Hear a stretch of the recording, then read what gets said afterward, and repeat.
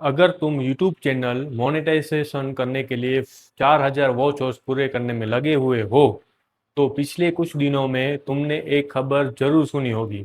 YouTube ने monetization का criteria double कर दिया। मतलब जो 4000 वॉच आवर्स चाहिए थे, अब 8000 हॉर्स चाहिए, और शॉर्ट के लिए 10 मिलियन व्यू की जगह 20 मिलियन व्यूज चाहिए। अब सुनने में तो ये काफी बड़ा अपडेट लग रहा है, लेकिन क्या सच में यूट्यूब ने लागू कर दिया है, या फिर क्रिएटर ने किसी आने वाले अपडेट को थोड़ा अलग तरीके से एक्सप्लेन कर दिया है?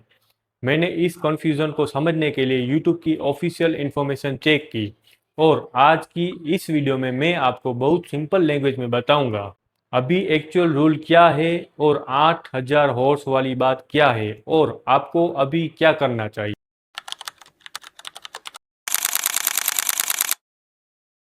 Hello guys, welcome to WPO YT growth. देखो, इस वीडियो का मकसद किसी क्रिएटर को गलत साबित करना नहीं है, क्योंकि YouTube की पॉलिसी कभी कभी इतनी कंफ्यूजिंग होती है कि एक छोटी सी इंफॉर्मेशन भी अलग अलग क्रिएटर अलग अलग तरीके से एक्सप्लेन कर देते हैं। इसलिए आज हम सिर्फ एक चीज करेंगे, क्लेम सुनेंगे, ऑफिशियल इंफॉर्मेशन चेक करेंगे, और फिर अपना कंक्लूजन निकालेंगे। तो सबसे पहले आइए समझते हैं कि अभी YouTube पार्टनर प्रोग्राम में एक्चुअली रिक्वायरमेंट क्या है।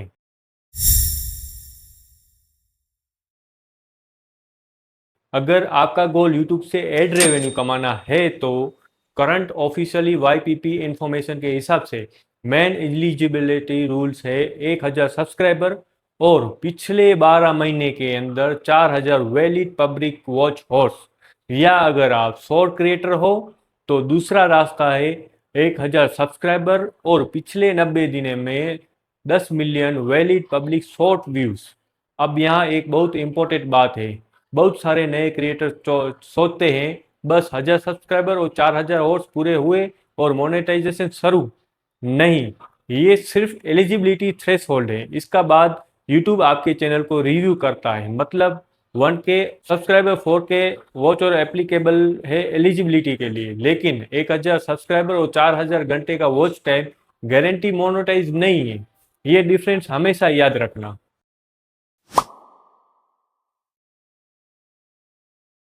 अब आते हैं के लिए शायद आप ये वीडियो देख रहे हो 4000 हॉर्स और 8000 हॉर्स और 10 मिलियन शॉर्ट व्यूज से 20 मिलियन। देखो, मैं यहाँ आपको एक चीज बहुत ऑनेस्टली बताना चाहता हूँ। अगर कोई क्रिएटर आपको ये इन्फॉर्मेशन दे रहा है कि आज से यूट्यूब पर 8000 हॉर्स कंपलसरी हो गए हैं, तो बिना ऑफिशियल यूट्यूब सोर्स देखे इस बात पर भरोसा मत करना, क्योंकि करंट ऑफिशियल YPP डॉक्यूमेंट में अभी भी public full ad revenue threshold 100 subscriber and 400 valid public watch hours, या 100 subscriber plus 10 million valid public shorts view ही दिया गया है। इसलिए 8000 और 20 मिलियन को आज का कंफर्म YPP रूल मानकर पैनिक करने की जरूरत नहीं है। और यह इस पूरी खबर का सबसे इंपॉर्टेंट पॉइंट है। अब सवाल है, अगर ऑफिशियल इंफॉर्मेशन में अभी 4000 और 10 मिलियन व्यूज है, तो फिर 8000 और 20 मिलियन की बात आई कहां से? यहीं पर क्रिएटर के बीच कंफ्यूजन शुरू होता है। यूट्यूब पर सिर्फ एक ही मोनेटाइजेशन फीचर नहीं है। YPP के अंदर अलग अलग फीचर्स और एलिजिबिलिटी लेवल हो सकते हैं। कुछ फीचर के लिए लोअर थ्रेशोल्ड हो सकते हैं, कुछ फीचर के लिए अलग रिक्वायरमेंट हो सकती है, और कंट्री या रीजन के हिसाब से अवेलेबिलिटी भी अलग अलग हो सकती है। इसलिए किसी एक थ्रेशोल्ड को देखकर ये बोल देना कि YouTube ने सबकी मोनेटाइजेशन रिक्वायरमेंट डबल कर दी, बहुत बड़ा कंक्लूजन हो सकता है। इसलिए मेरी एडवाइस सिंपल है, थंबनेल देखकर रूल मत मानो, ऑफिशियल यूट्यूब डॉक्यूमेंटेशन चेक करो। अब एक और इम्पोर्टेंट सवाल, अगर आपका चैनल पहले से मोनेटाइज है, आप YouTube पार्टनर प्रोग्राम में हो, आपको एड से अर्निंग आ रही है, देखकर पैनिक करना चाहिए? नहीं। न्यू क्रिएटर की YPP एलिजिबिलिटी और ऑलरेडी अप्रूव्ड मोनेटाइज चैनल की सिचुएशन को एक जैसा मत समझो। अगर आप ऑलरेडी YPP में हो तो अपने चैनल की करंट मोनेटाइजेशन स्टेटस और यूट्यूब स्टूडियो में अवेलेबल इंफॉर्मेशन को देखो। और सबसे इम्पोर्टेंट, अपने कंटेंट को यूट्यूब की मोनेटाइजेशन पॉलिसी में अकॉर्डिंग रखो, क्योंकि यूट्यूब पर सिर्फ थ्रेशोल्ड पूरा करना ही पूरी कहानी नहीं है। अब मैं आपको एक पर्सनल बात बताता हूँ। हम क्रिएटर कई बार मोनेटाइजेशन की ही फाइनल गोल बना लेते हैं। हम सोचते हैं बस 1000 सब्सक्राइबर हो जाए, बस 4000 घंटे का वॉच टाइम पूरा हो जाए, बस चैनल मोनेटाइज हो जाए। लेकिन एक सवाल पूछो खुद से, मोनेटाइजेशन मिल गया लेकिन व्यू नहीं आ रहे, तो अगर वीडियो पर व्यू नहीं है तो मोनेटाइजेशन ऑन होने के बावजूद अर्निंग कितनी होगी? बहुत कम। इसलिए मेरी नज़र में मोनेटाइजेशन गोल नहीं होना चाहिए। मोनेटाइजेशन एक माइलस्टोन होना चाहिए। एक्चुअल गोल होना चाहिए ऑडियंस बिल्ड करना, व्यूज जनरेट करना, ऑडियंस का ट्रस्ट बनाना और फिर उस ऑडियंस से मल्टीपल रेवेन्यू स्ट्रीम क्रिएट करना।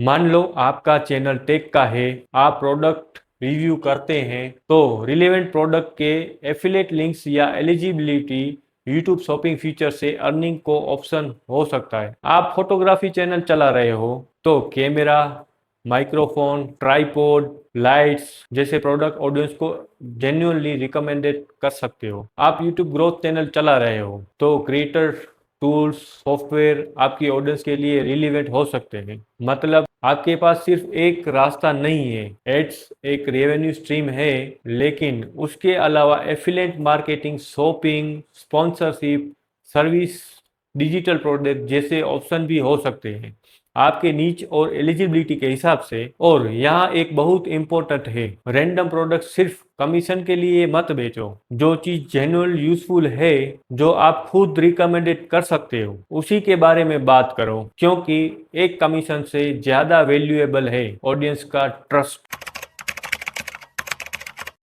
अब मान लो आपके अभी सिर्फ 200 सब्सक्राइबर ही है, वॉच टाइम भी बहुत कम है, और आप ये सारी मोनेटाइजेशन वाली न्यूज़ देखकर सोच रहे हो भाई मेरे से तो नहीं होगा। तो रुक जाओ। अभी आपका सबसे बड़ा टारगेट 4000 हॉर्स नहीं है। आपका पहला टारगेट है एक ऐसी वीडियो बनाना जिससे लोग पूरा देखना चाहें, फिर दूसरी, फिर तीसरी। आपको YouTube एल्गोरिदम को इम्प्रेस करने से पहले व्यूअर को इम्प्रेस करना है। हर वीडियो में खुद से पूछो, क्या ये वीडियो किसी की प्रॉब्लम सॉल्व कर रही है? क्या इसमें कुछ नया है? क्या व्यूअर्स इससे अलग वीडियो के लिए याद रखेंगे? अगर इन सवालों का आंसर हाँ है तो आप सही डायरेक्शन में हो।